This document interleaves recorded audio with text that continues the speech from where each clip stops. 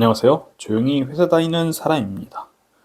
네, 저는 장장 9개월을 기다려가지고 6월 3일 21대 대선이 있었죠. 그 직전에 실거주를 하고 있던 신축 아파트 이거를 이제 매도 계약을 체결했는데요. 네, 그 전까지는 제 자산의 한 85%, 90% 가까이가 아파트에 딱 묶여 있었다 보시면 되고요. 그런데 이거 실거주 만족도도 높고 좋았었는데 이사를 가게 된 이유는 몇 번 말씀드렸었는데 이제 제가 이직을 하면서 직장 출퇴근이 편도 2시간 이상 걸리게 되어서 너무 힘들어진 것도 있지만 사실 뭐 원화 자산을 모두 달러 자산으로 바꾸고 향후 한 10년 내에 실행하게 될 조기 은퇴를 미리서 실험하기 위한 것도 있었습니다. 저는 사실 요즘에 조금 잠잠해졌지만 파이어족이라는 단어가 알려지기 전부터 저도 그때는 몰랐었는데요. 2012년 정도부터 40대에 언젠가는 회사를 은퇴하고 돈에 얽매이지 않고 자유롭게 사는 그런 인생을 꿈꿔왔습니다. 어, 파이어족에 대한 개념도 보니까 이제 구체화가 되어서 이 표와 같이 나뉠 수가 있는데요. 펫 파이어, 린 파이어, 바리스타 파이어, 슬로우 파이어 정도가 있는데 이 중에서 우리는 어디에 속할까 봤을 때 슬로우 파이어에 속한다는 것을 알게 되었습니다. 근데 은퇴를 뭐 당장 뭐 40살에 하겠다 이렇게 서두르지 않고 장기적으로 계획을 해가지고 투자를 하고 은퇴를 하겠다는 거고요.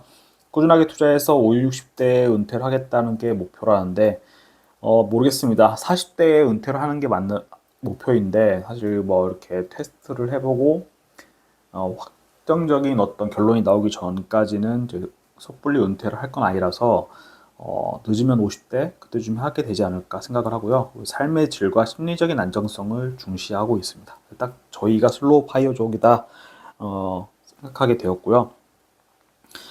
그로부터 이제 아파트를 매도한 다음부터 본격적으로 은퇴 이후에 재무 구조로 자산군을 배치를 하고 아직은 젊죠. 네, 저 87년생이고 아내가 86년생이니까 둘 다 직장을 다닐 수 있는 시간이 뭐 회사라는 게 어떻게 될지 모르겠지만 아무튼 지금 예상하기로는 향후 한 10년 정도는 제가 관두지 않는 한 월급이 꾸준히 나오지 않을까 예상되고 있는 상태에서 조기 은퇴의 가능성을 평가하게 됩니다.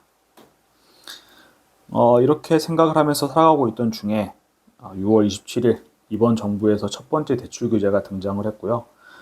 저는 뭐 대충 저랑 깊은 연관이 있는 규제는 아니어가지고 대충 읽어보긴 했는데 대충 이런 것 같아요. 초강력 대출 규제라고 보는 게 많고 서울 아파트들이 타격을 많이 입게 된다. 그리고 뭐 6억까지 대출금을 뭐 6억까지로 제한한다든가 주담대 대출 만기가 저도 35년짜리 쓰고 있었는데 30년 이내로 제한한다. 그러면 매달 원리금 상환 부담이 커지니까 큰 대출을 많이 내기가 어려워지겠죠. 그리고 실거주 목적이 아니면 투자를 위해서 갭 투자 같은 거 이런 거에 대한 수요를 차단하겠다. 뭐 이런 것들이 의지가 보이는 것 같고요. 다행히 이제 저도 아파트 매도를 진행하고 있기 때문에 저는 다행히 소급 적용은 되지 않는 규제라서 제가 진행하는 절차에는 영향이 없을 것으로 보이고 오히려 또 이런 생각이 들었습니다. 네, 집한 돈이 이제 8월 중에 완료가 되면은 현금으로 다 들어오겠죠. 거기에다가 6억 이내로 대출을 내어가지고 이로 인해서 이제 아파트 가격이 조정이 예상된다고 하니까 이렇게 조정된 상태로 상급지 아파트를 사볼까라는 생각도 잠깐 해봤습니다. 아주 잠깐이죠. 하지만 제가 토요일에 F1 더 무비 이 영화를 보고 왔는데 브래드 피트가 주연을 했고 이렇게 F1에 대한 이야기를 하는 건데 이 영화를 보면서 아이러니하게 세계를 움직이는 거대한 자본에 나도 합류하고 싶다라는 생각이 더 커졌고요. 누군가는 영화를 보면서 이런 생각한다는 게 참 유치한 발상이네라고 생각하실 수도 있지만 저는 이제 고등학교 때 친구가 참 차를 좋아하는 차 덕후가 있었거든요. 그때부터 이제 F1을 알게 되었고 이게 우리나라에서만 인지도가 낮지 전 세계 상업 스포츠들 보면 예를 들면 1위 시장 규모로 보면은 1위가 이제 축구, 2위가 NFL이라고 하는 미식축구, 2위가 뭐 MLB, 메이저리그, 4위가 뭐 NBA 정도, 그다음에 5위가 이제 F1이더라고요. 이렇게 엄청 유명한 스포츠라는 점. 그리고 사실상 전 세계의 이제 부를 과반 이상 차지하고 있는 미국과 유럽 권역에서 특히나 F1이 인기가 있다는 점에서 내가 세상을 바라보는 시각을 역시나 대한민국 아파트 수준에 머무르지 말고 전 세계를 대상으로 바라보는데 좀 생각을 가져보자 힘을 싣게 되었고요.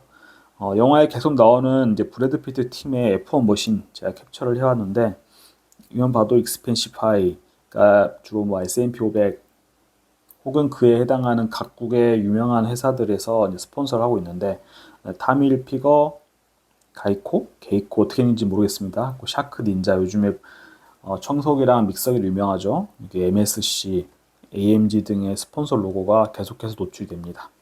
게다가 이 영화 처음에 시작할 때 제작과 배급사로 애플 오리지널 필름스가 나오더라고요.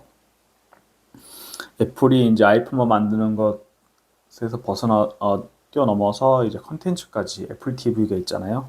그런 대로 뛰어들고 있다.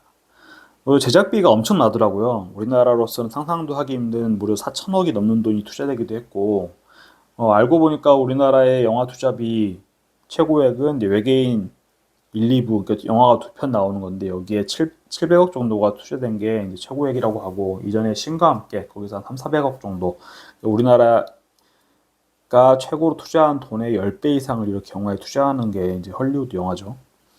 이렇게 글로 적고 보니까 제가 뭐 서양 자본주의 그런 거에 사대주의가 상당한 녀석이 아닌가라는 그런 스스로 성찰을 하게 되는데 어쨌든 이거는 팩트이기 때문에 그렇게 봐야 될 것 같고요. 다시 아파트 이야기로 돌아와서 이번 부동산 대출 규제에 대해서 해학적으로 요약한 짤방을 좀 가져와 봤는데요. 뭐 대출계엄이라는 표현하는 사람도 있고 정부에서는 젊은 층이 이 대출 규제 때문에 상실감을 아무래도 이제 집을 새로 사고 싶은 젊은 층은 대출이 막히니까 6억으로 상실감을 느낄 수도 있지만 이 고리를 끊어야 한다. 그래서 너무 가계부채가 증가되는 걸 막아야 된다라는 의미에서 이런 말을 한 것 같습니다. 뭐 용산 막둥이 여기서 요약한 이거 짤방을 보신 분도 있을 거예요. 근데 보면은 이번 규제의 메시지는 명확하다. 돈은 풀겠다. 하지만 먹고 노는데 쓰고 자산 축적은 하지 마라. 인플레 일어나서 짜장면값은 올라갈 거고 이로 인해서 경제가 돌고 자영업자들이 살잖아. 투자가 정하고 싶으면은 코스피 5천 간다고 하죠. 3천도 넘었고 주식하라는 거죠. 내 집 마련이나 부동산 투기는 절대 하지 마라. 내가 이제 임대주택 지어서 공급해 줄 테니까 뭐 이런 거라고 합니다. 챗GPT도 이미 이 대출 규제에 대해서 학습을 하고 있더라고요. 그래서 이렇게 정리해 줬습니다. 6월 17일에 발표된 대출 규제는 한국 정부가 돈 풀기를 시작하기 전에 가계부채가 급증할 것을 미리 차단하려는 정책 설계로 볼 수 있다. 금리나 전환 신호에 대응해 차입 수요를 조절함으로써 금융 안정을 도모한 것이다. 네. 아마 정부에서 추경을 통해서 뭐 25만 원씩 나눠준다고 하는데 그런 돈을 풀기 전에 엉뚱하게 또다시 부동산으로 그 돈들이 다 흘러 들어가고 시중에 돈이 돌지 않을까봐 이런 대책을 선제적으로 낸 게 아닌가 싶고요. 연일 뉴스에서 전하는 소식만 봐도 일맥상통한 부분이 많기 때문에 원화 가치 하락은 앞으로 기정사실로 봐야 될 것 같고 인플레이션 방어도 해야 되죠. 근데 우리나라 자산 한정으로는 이거 맞습니다. 인플레이션 방어하기 제일 좋은 거는 서울 아파트이긴 하죠. 그래서 고민을 좀 하게 된 거죠. 또 한 가지 방법은 이제 달러나 금을 최대한 확보해가지고 원화가 하락하는 걸 방어하는 건데 저는 이쪽을 선택하게 되었습니다.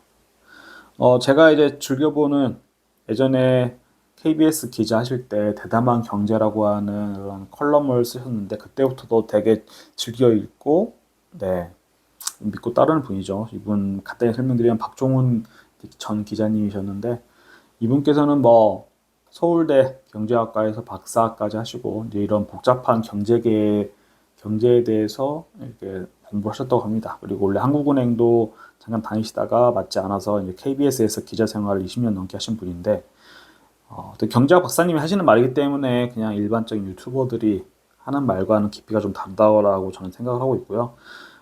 튀르키예 사례를 좀 들어주시더라고요. 튀르키예가 집값이 무려 10년 동안 7배가 상승했다고 합니다.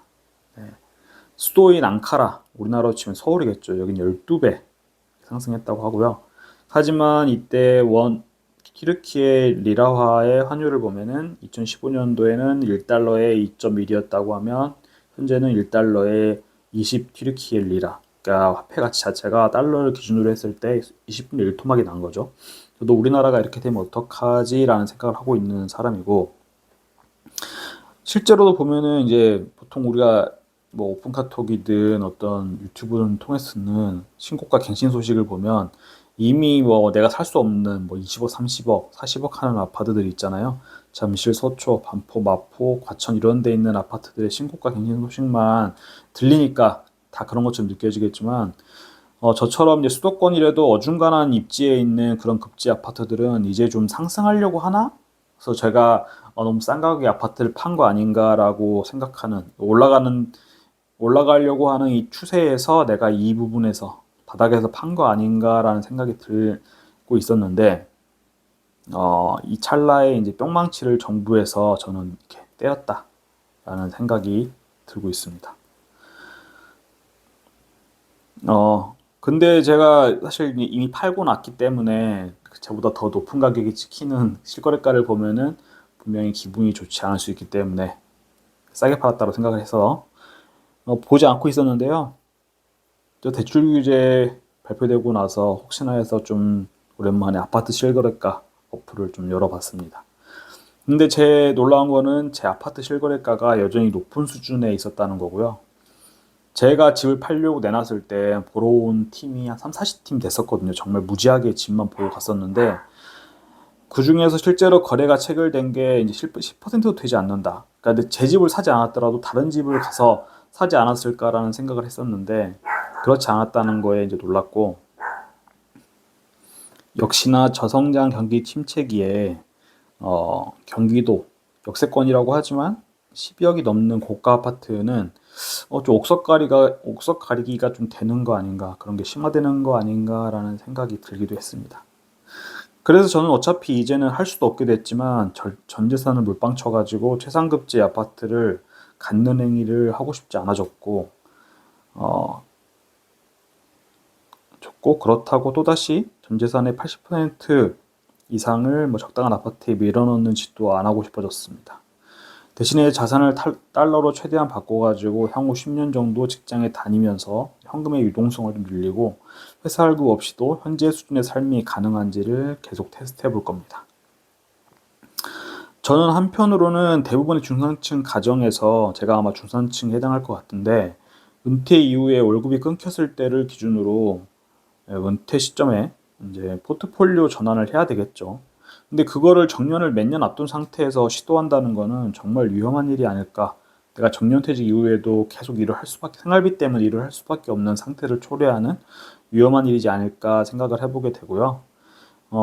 아파트가 사실 인플레이션에 의해서 오르는 자산이기 때문에 분명 지금까지는 성공방정식이 맞았죠.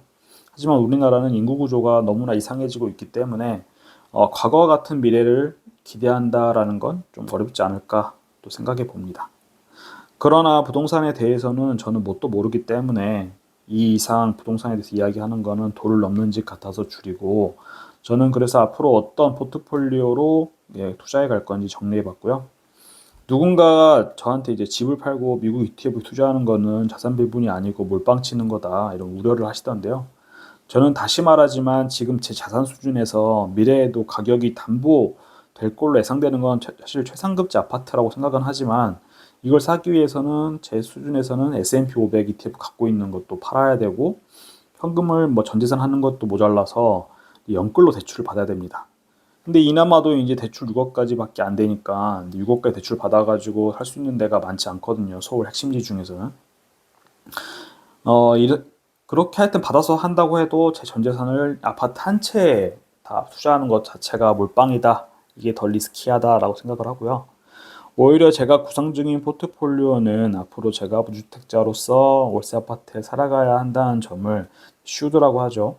이걸 좀 추가를 할 수밖에 없게 되었는데, 슈드를 추가해서 배당을 좀 늘리고 채권으로 보완을 하고 미국의 외 시장에 투자하는 VXUS 이거 ETF를 편입을 좀 하려고 합니다. 그리고 IAU 같은 금 기반의 ETF로 달러 자산이 갖는 어떤 시스템의 한계를 좀 보완하는 최후의 보루 역할을 좀 하도록 했고요. 하지만 여전히 제 포트폴리오의 근간은 성장을 추구하는 VO를 중심으로 수익률은 조금 낮지만 안정적인 ETF 비중이 늘어나게 됐잖아요. 그래서 수익률을 연평균 성장률을 좀 높이기 위해서 10% 정도는 QQQ를 투자하게 되었습니다. 연간 배당금은 이렇게 구성하고 보니까 약 2천만 원 수준으로 세전 2천만 원 대부분 재투자하거나 필요시 인출해가지고 삶을 더 풍요롭게 하는데 사용할 계획이고요. 그리고 은퇴 타겟 일정이 정해지면 거기에 맞춰서 포트폴리오 조금씩 점진적으로 변화시켜가지고 배당을 늘리고 그때쯤에는 사실 회사가 아니라면 수도권에 더 이상 살 필요가 없거든요. 지방 가서 살아도 되고 아니면 해외 나가서 살아야 되고 그렇기 때문에 주거비에 대한 조정도 계획하고 있습니다. 네, 이번 영상도 여기서 갑자기 마무리하게 되어서 민망하지만 찍다 보니까 작성하다 보니까 귀찮아져가지고 여기까지 작성하면서 영상 봐주셔서 감사합니다.